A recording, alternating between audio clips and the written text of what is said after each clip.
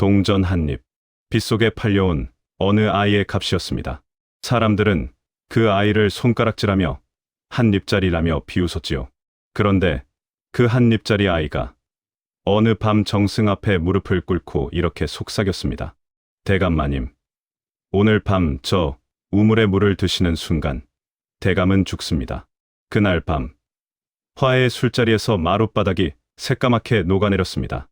보름달이 뜬 밤에는 담을 넘어온 자객의 칼이 번뜩였고 어전 한복판에서는 한 대신이 그 아이를 손가락질하며 목이 터져라 외쳤습니다. 저 아이는 역적의 시다. 9살. 이름도 없이 동전 한 잎에 팔려온 거지 아이. 그 아이는 대체 누구였을까요? 그리고 그 아이는 어떻게 정승의 집안을 멸문에서 건지고 끝내 조선의 운명까지 통째로 돌려놓았을까요? 등불을 가까이 당기시지요. 오늘 마님이 들려드릴 이야기는 불을 끄면 안 되는 이야기이니까요.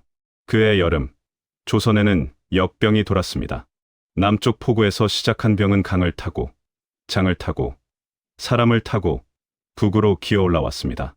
아침에 밭에 나간 자가 저녁에 자리보전을 하고 문상 갈 사람이 되래 상을 당하는 일이 흔했습니다. 마을마다 곡소리가 담을 넘었고 길에는 거두지 못한 주검을 덮은 거적만 늘어갔습니다.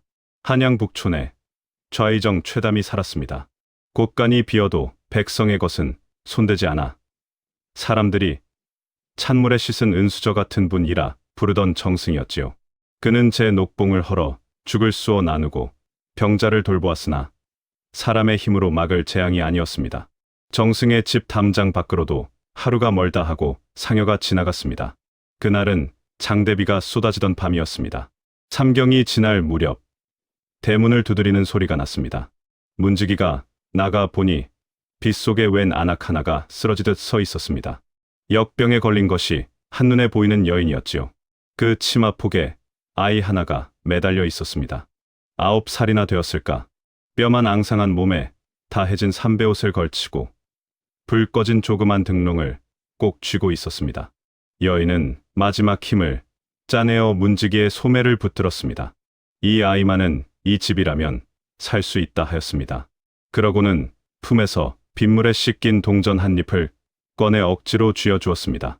이 아이 값입니다. 한 입 부디 거두어만 주십시오. 말을 마친 여인은 그 자리에 무너졌고 새벽이 오기 전에 숨을 거두었습니다. 하인들은 병이 옮을까 시신 곁에 얼씬도 하지 않았고 아이 또한 문간에 세워둔 채 서로 눈치만 보았습니다. 역병에 든 어미를 둔 거지 아이를 그 누가 집 안에 들이려 하겠습니까? 그 소란에 최정승이 사랑채에서 나왔습니다. 정승은 빗속에 선 아이를 오래 바라보았습니다. 이상한 일이었습니다. 병든 어미 곁에 밤새 붙어 있었을 텐데 아이의 얼굴에는 병색이 없었습니다. 그리고 그 눈, 9살 아이의 눈이 아니었지요. 깊은 우물처럼 고요하고 밤하늘의 별처럼 형형한 눈이 정승을 똑바로 마주 보았습니다. 하인들이 말렸습니다. 병이 옮습니다. 대감마님. 저것은 산 것도 못 되는 거지입니다. 그러나 정승은 손을 저었습니다.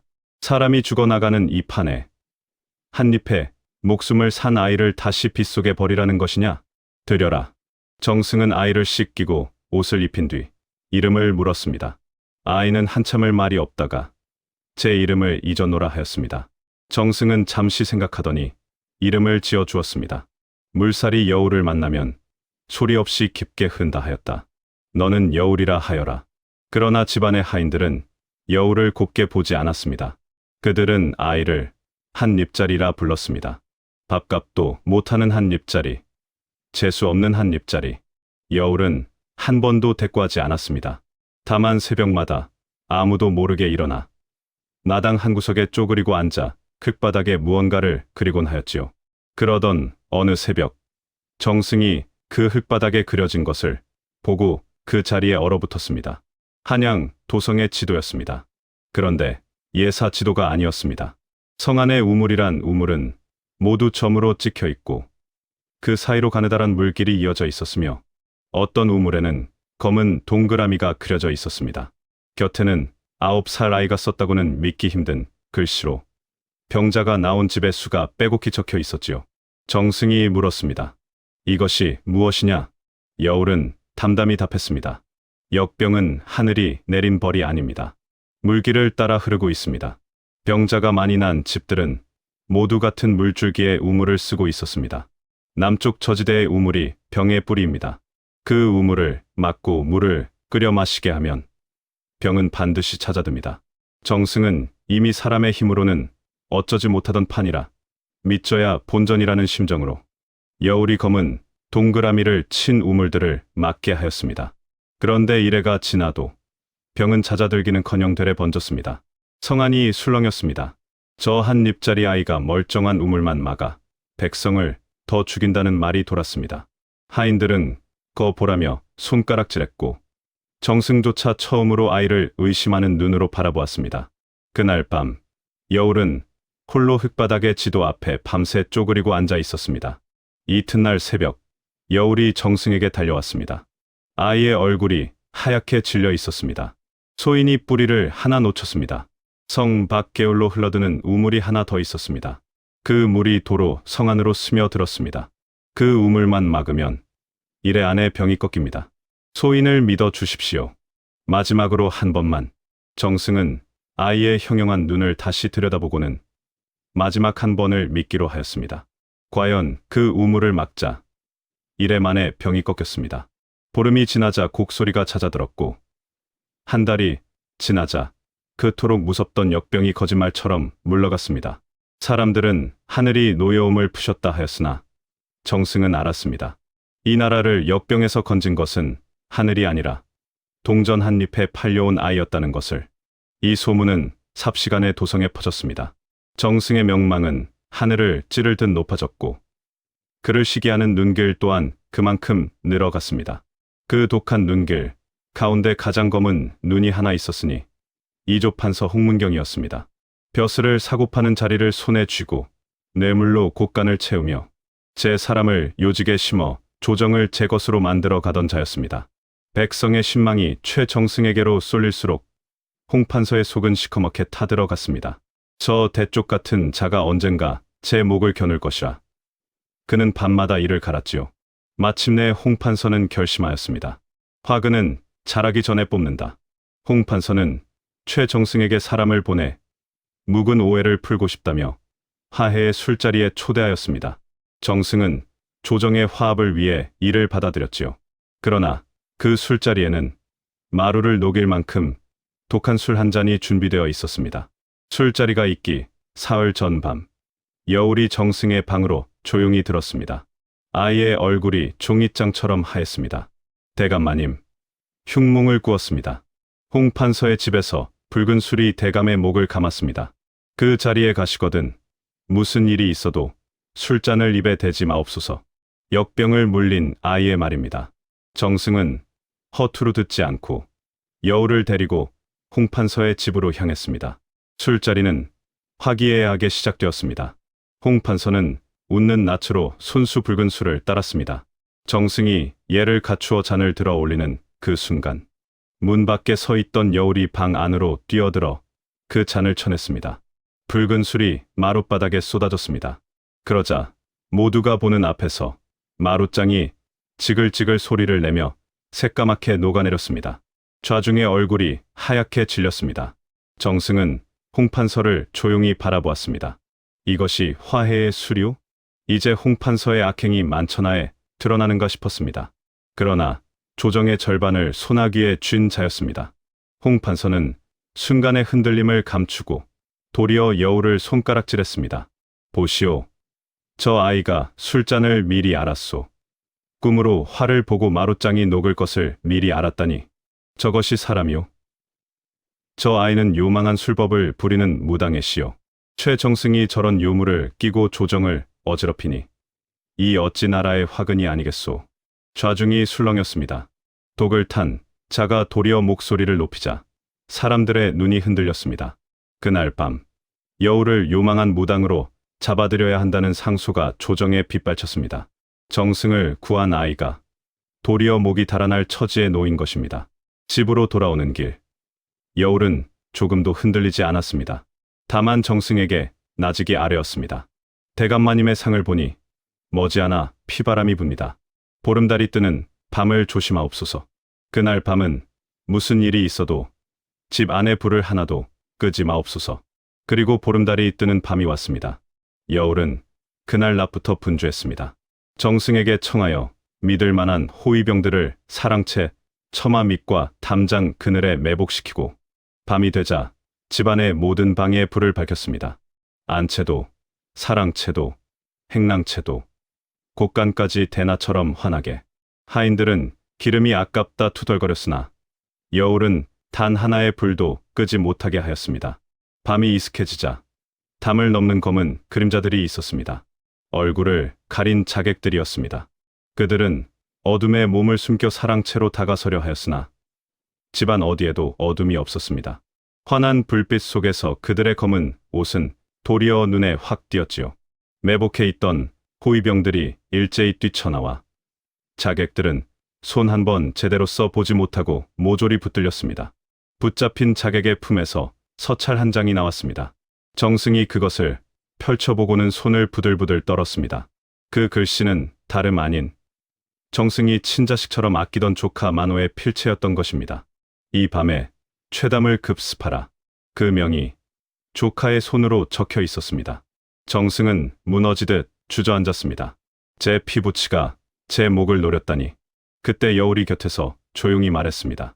대감마님, 조카분을 미워하지 마옵소서. 이 필체는 만호 도련님의 것이 맞으나 도련님의 뜻이 아닙니다. 누군가 도련님의 약점을 쥐고 협박한 것입니다. 지금쯤 도련님은 겁에 질려 도성을 빠져나가려 할 것이니 어서 붙두옵소서. 그것이 도련님을 살리는 길입니다. 과연 남문을 빠져나가려던 만호가 붙들려 왔습니다. 그 품에서 또 다른 서찰이 나왔습니다. 홍판서가 만호의 노름빚을 빌미로 그를 올가맨 정황이 고스란히 담겨 있었고 그뿐만 아니라 최정승 일가를 멸문시키려는 홍판서의 계략이 날짜와 순서까지 낱낱이 적혀 있었습니다. 손에 잡힐 듯 진실이 드러났으나 홍판서는 도리어 최정승이 조카를 시켜 자작극을 벌였다 뒤집어 씌우려 들었습니다. 진실이 좀처럼 잡히지 않았습니다. 그런데 이 무렵 여울에 대한 소문이 마침내 궁궐의 담을 넘었습니다. 역병을 물리고 독주를 알아채고 자객을 미리 읽어낸 신동이 있다더라. 어떤 이는 신동이라 하고 어떤 이는 요물이라 하니 임금은 그 아이를 제 눈으로 보고자 궁으로 불러들였습니다. 어전에 든 여울은 9살 아이답지 않게 조금도 떨지 않았습니다. 임금이 어려운 수수께끼를 열어내니 여울은 단번에 풀어냈습니다. 임금은 이번에는 나라의 근심을 물었습니다. 흉년의 역병까지 겹쳐 곳간이 텅 비었다. 백성에게서 더 거둘 것도 없으니 이를 어찌하면 좋겠느냐. 여울은 조금의 망설임도 없이 아뢰었습니다. 전하, 곳간이 빈 것은 거둘 것이 없어서가 아니라 거두어야 할 곳에서 거두지 못하는 까닭이옵니다. 넓은 땅을 가진 양반에게서는 세를 거두지 아니하고 손바닥만 한 밭을 붙이는 백성에게서만 세를 짜내니 어찌 곳간이 차겠나이까. 땅을 가진 자에게 땅만큼 세를 거두시고 벼슬을 돈으로 파는 일을 금하시옵소서. 벼슬을 판 돈이 몇 사람의 곳간을 채우는 동안 나라의 곳간은 비어가는 법이옵니다. 어전이 술렁였습니다. 벼슬을 파는 일이라니.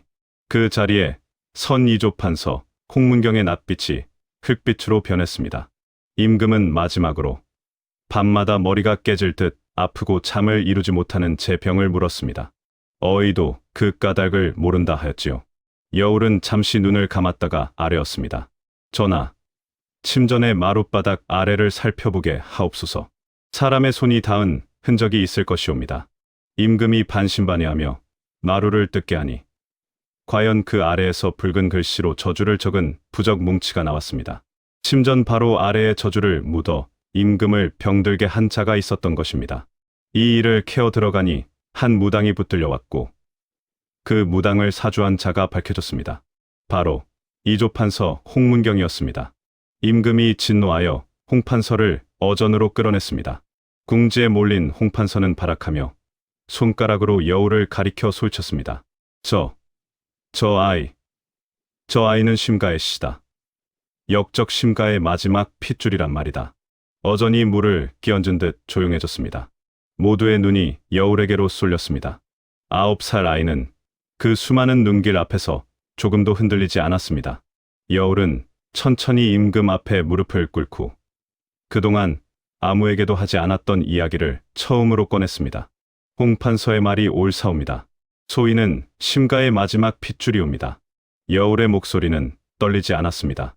5년 전 소인의 아비는 대사관 심유겸이었사옵니다. 아비는 벼슬을 사고 파는 무리의 죄상을 상소하려 하였고 그 사실을 안 홍문경이 아비에게 영모의 누명을 씌웠사옵니다. 하룻밤 사이에 소인의 집안은 멸문지화를 당하였고 아비는 국문 끝에 억울하게 세상을 떠나셨사옵니다. 그때 뒷담을 넘어 소인만이 홀로 살아남았사옵니다. 그러고는 아무도 예상하지 못한 말을 이었습니다. 소인을 이 댁에 맡기고 빗속에 쓰러진 그 여인은 소인의 어미가 아니옵니다. 소인의 유모였사옵니다. 멸문의 밤, 젖먹이 소인을 등에 업고 담을 넘은 이가 바로 그 유모였사옵니다.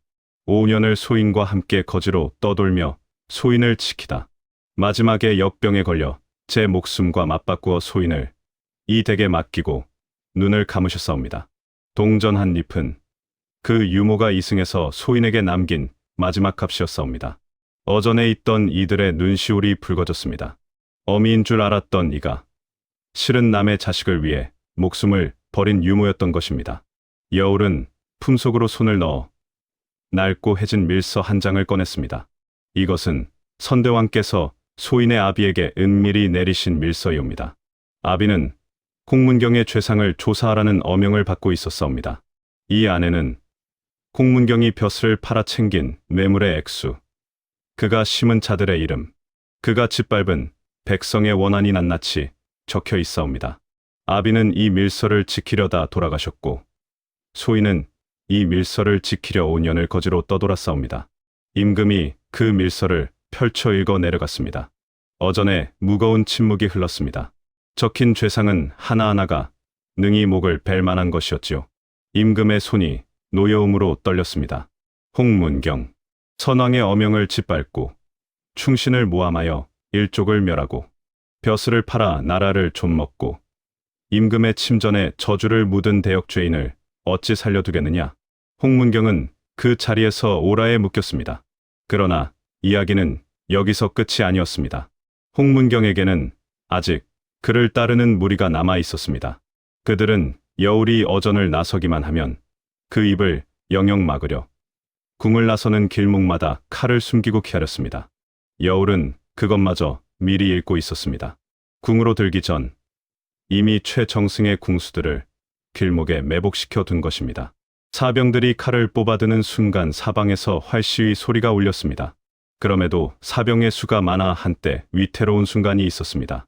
바로 그때 길목 어귀로 사람들이 하나둘 모여들기 시작했습니다.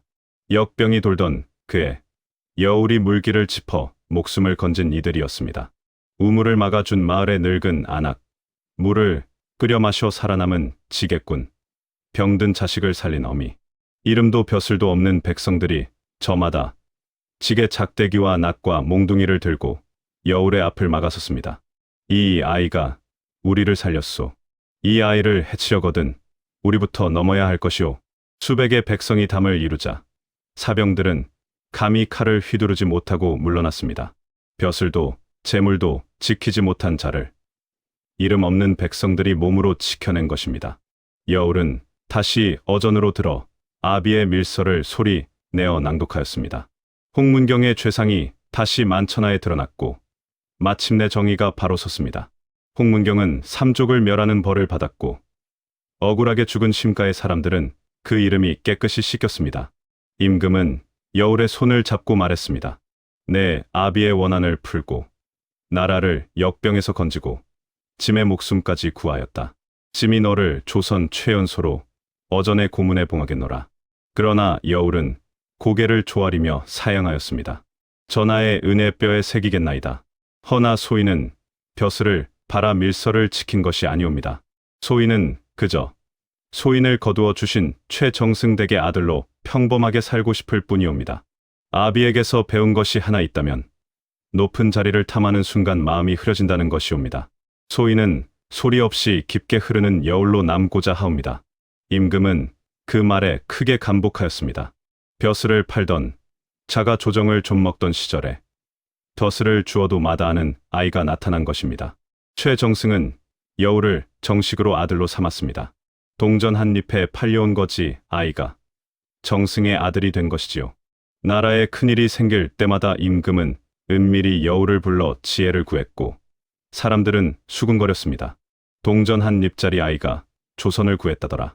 한때 그를 한 잎짜리라 비웃던 하인들조차 이제는 그 이름을 함부로 입에 올리지 못하였습니다. 그런데 여기 아무도 풀지 못한 수수께끼가 하나 남아 있었습니다. 대체 그 아이는 어떻게 꾸지도 않은 밤의 일을 미리 알았을까요? 어떻게 마룻장이 녹을 것을, 자객이 담을 넘을 것을, 침전 아래 부적이 묻힌 것을 알았을까요? 훗날 백발이 된 여울에게 누군가 그것을 물었을 때 노인은 빙그레 웃으며 이렇게만 답했다 합니다. 별달은 재주가 아니었습니다. 낮은 자리에서 오래 굶주려 본 사람은 남들이 보지 못하는 것을 봅니다. 물이 어디로 흐르는지, 사람의 마음이 어디로 기우는지, 저는 그저 아무도 눈여겨보지 않는 것들을 눈여겨보았을 뿐입니다. 그것이 하늘이 내린 신통이었는지, 아니면 밑바닥에서 길어 올린 지혜였는지는 이제와 아무도 알지 못합니다. 자, 오늘 마님의 이야기는 여기까지입니다. 동전 한 잎에 팔려온 아이 하나가 정승의 집안을 멸문에서 건지고 끝내 조선의 운명을 돌려놓았지요. 세상이 함부로 매긴 값이 그 사람의 참된 값은 결코 아니라는 것. 가장 낮은 곳에서 소리 없이 깊게 흐는 여울처럼 값을 알아보는 눈은 늘 조용한 곳에 있다는 것을요. 오늘 밤도 마님의 사랑방을 찾아주셔서 고맙습니다. 이 아이의 이야기가 마음에 남으셨다면 화면에 뜬 다른 이야기도 곁에 두고 들어보시지요. 그럼 등불을 낮추겠습니다.